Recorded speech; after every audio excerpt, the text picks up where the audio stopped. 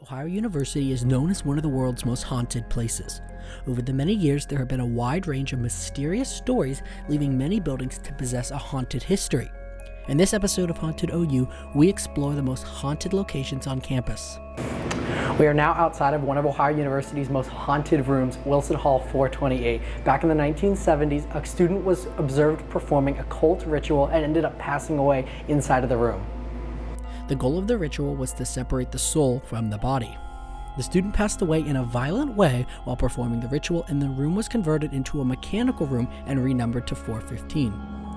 Not only Wilson Hall, but all of West Green is said to have been built on top of a Native American burial ground, which provides an explanation for the haunted sites. The Convocation Center ghosts have one of the most troubling backstories. The main ghost is of an RA who was killed by her boyfriend. She is said to roam the halls at night, checking in on her residents. Another one of the Convo's ghosts is a student who passed away in her sleep. There are claims from students who slept in her bed that they feel like someone is embracing them during the night. Now moving over to East Green. Washington Hall is said to be haunted by a team of high school basketball players. The team was visiting Ohio University in Washington Hall, and shortly after they passed away in a bus accident. Residents of the hall have claimed to hear a large group of footsteps and basketballs bouncing. In the late 1990s, two students were exploring the attic of Jefferson Hall. They went into a small room and discovered an older woman wearing a 1950s dress. After a few moments, the students claimed the lady turned to a silhouette and faded away. When the students returned with an RA, the room was locked and had nothing inside. In Shively Hall during the 1970s, a female resident was witnessed practicing cult rituals and witchcraft. It is said she had a strong connection to the Hannig Cemetery, and she was being called back to her roots. The most well-known haunted building on South Green is Crawford Hall.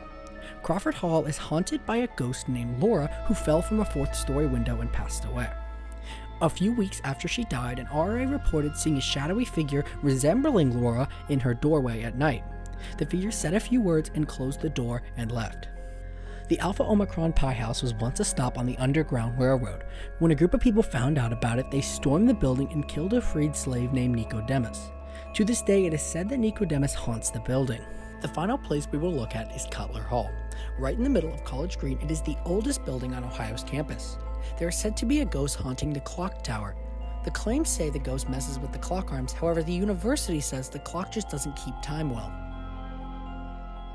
Across the Ohio University campus, there are many places with deep histories full of haunting moments. So, the next time a light flickers or something falls, it might not just be a coincidence.